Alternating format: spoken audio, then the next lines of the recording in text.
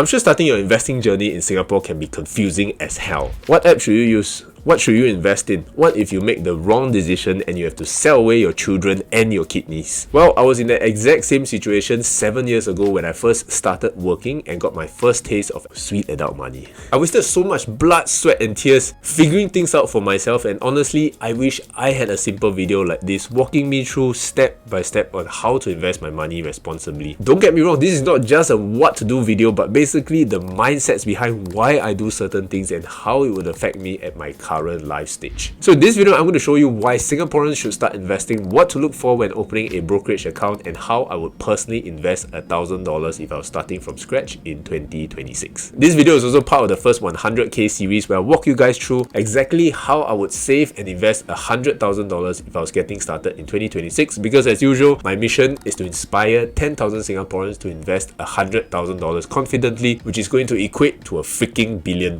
invested. So if you don't want to FOMO and miss out my videos, you can join the free Telegram chat, which is the first link in the description box down below. Let's go!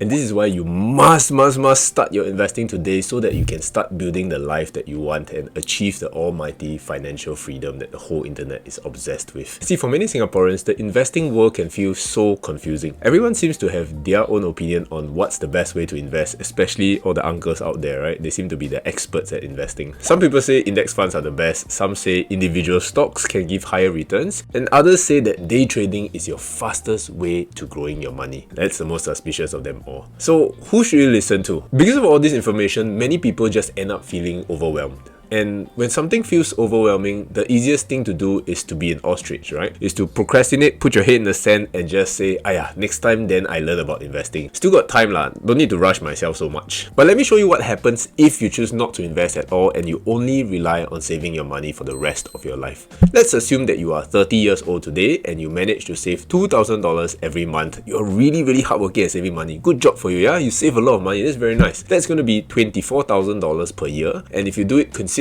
until age 65, you have saved about $840,000. Wow, limpe clap for you, very good. That's a lot of money, almost $1 million.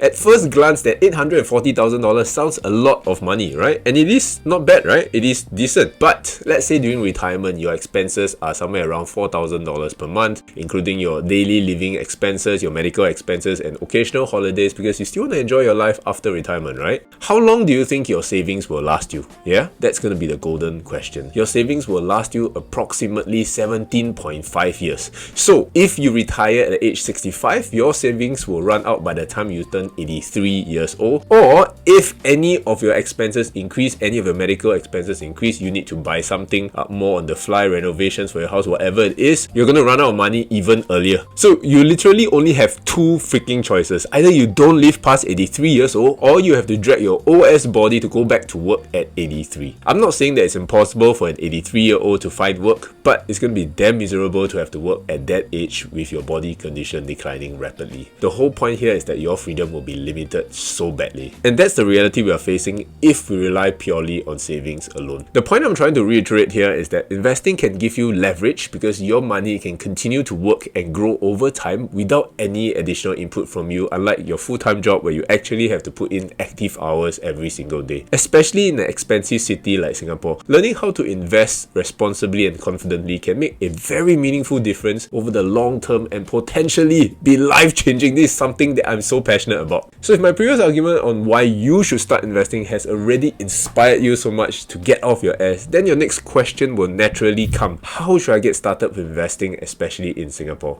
I'm glad you asked that question. The next thing I would look at is actually finding a brokerage account, which is simply just a platform that I can buy stocks and other funds on. Basically, the medium that I'm going to invest on. There are tons of them in Singapore right now, but this is how I will pick the ones that I want to use based on these three criteria. So listen up. Number one by far is going to be the most important, which is safety, because you want to know that if you leave this money in a brokerage account, you can still sleep safely at night. You're also going to be investing for the long term, so it makes even more sense that you don't want to worry about any any safety concerns. Number 2 would be one of the highly asked questions on my channel, which is how much fees are they charging you? Because whenever you make a transaction on the app itself, let's say the app is on my phone, right? Whenever you make a transaction, whether is it buying or selling, there will be transaction fees. The higher the transaction fee, of course, the more you have to pay to perform the trade itself. So it makes sense to make it cost effective and choose one that gives you the best bang for your buck. The last criteria I have is actually a little bit of a pet peeve of mine, is that I want it to be user friendly for a total noob and beginner to use. Because you don't want an app that is laggy as hell, has all these complicated and ugly functions just for the day traders, and you don't know how to navigate around the app. Every time you open it, you dread just even looking at the app itself because it's so ugly and it's so difficult to use. And you just give up on investing because of how poorly made a lot of the apps are. So it definitely makes sense to choose a platform that is safe, cost effective and easy to use. Based on all these 3 criteria, one of the platforms that I personally use is the Longbridge Singapore app. They are licensed by the Monetary Authority of Singapore, and they also appointed everyone's favorite DBS bank as their custodian bank, which just means that if I deposit my money into Longbridge, it is held by DBS, and this money is separated from the company's everyday operating money. So the safety is a tick for me. In terms of commission fees, they are offering lifetime free commission trades for Singapore, US and Hong Kong stocks. You can see from this screenshot here, this was a recent $10 trade that I did on VOO. There are no commission fees, just a nominal platform fee and GST that amounts to 10 cents total for my overall trade. So that's another tick for me when it comes to commission fees. Overall, I do find the app itself is pretty user friendly as well. I've been using it for the last year or so. So if you're interested to get started with the Longbridge Singapore app, they are currently running their April new user promotion where you receive a 5% interest booster for 1 whole year on $2,000 placed on their Cash Plus money market funds when you sign up using my exclusive link down below or scan this QR code here to get started. For example, if you deposit $2,000, complete 3 buy trades and hold it in an account for 30 days, you'll be able to qualify for $80 worth of Nvidia shares. I'll leave all the details down in the description box below in case you guys are interested. Now let me quickly show you how to set up the account so that you can actually get started. Yeah, I can read your minds right now at this point because I know that if I don't go through these steps with you, you will definitely procrastinate after watching this video, so you might as well follow along. So basically, you download the Longbridge Singapore app and you can use your SingPass to set up the account. It's usually quite fast for Singaporeans and the accounts are usually approved within a couple hours or by the end of the day. I really love it when things are easy to fill up and the whole account setup is as seamless as possible. Once you're done with the account setup, the next challenge will be, wow, Xuan Kai, then how do I deposit money? Every time I deposit money, this gives me a very nervous type of feeling because I don't know whether the money will actually go in and hit the app or not, you know? Those are the things that I used to think about last time. So let me show you how to deposit the money itself. So what's going to happen is you're going to log into the app, you're going to click on portfolio,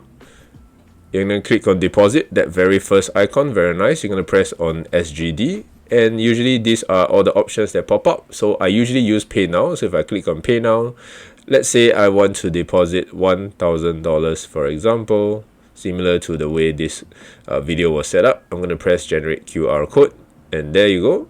You just need to save the QR code over here. Press OK. Now all you need to do is head back to the bank app and top up the money with the QR code itself. Once I've completed the deposit, I will receive a notification on the app itself that confirms it, and then I can head back to the portfolio tab to check the funds. You'll be able to see it here on the screenshot under total assets.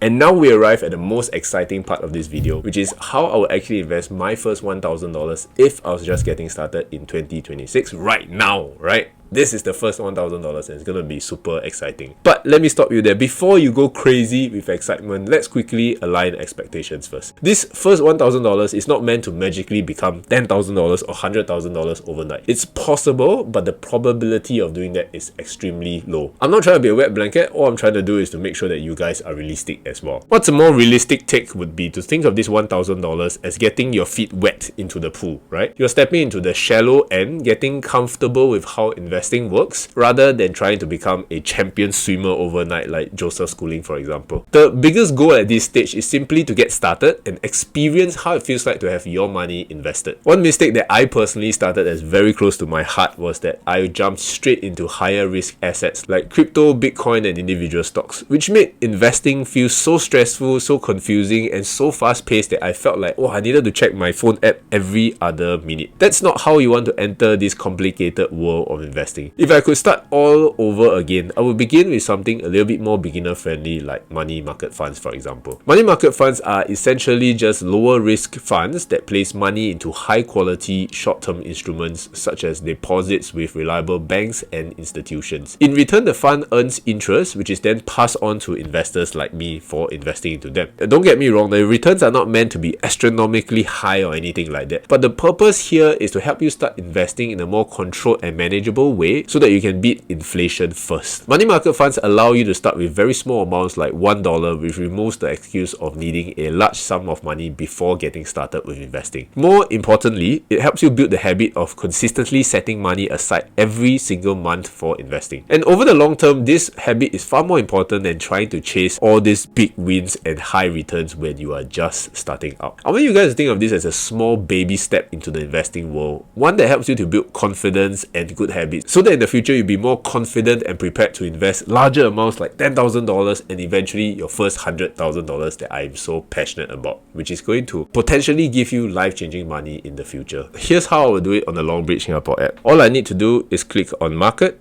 I'm going to click on Cash Plus, and all you have to do is press opt-in. Once that's confirmed, you'll see Cash Plus enabled. You can press confirm, and that's it. Very, very simple. What this Cash Plus fund does is to automatically invest the idle money in my account into the iFast SGD liquidity fund, which is a money market fund. The convenient thing about this Cash Plus function is that once I've have it set up one time, whenever I deposit more money into the app itself, it will automatically help me to invest it into this money market fund. Hopefully this video absolutely destroys any excuses you guys will have when it comes to starting to invest your first $1,000 in Singapore and gets you started on a very exciting journey of investing your first $100,000 so that you can attain the almighty financial freedom in the future. If you enjoyed this video here, then you'll probably enjoy this video here as well. Thanks for watching. Have an amazing day as usual, and I'll see you guys in the next few videos. Bye bye.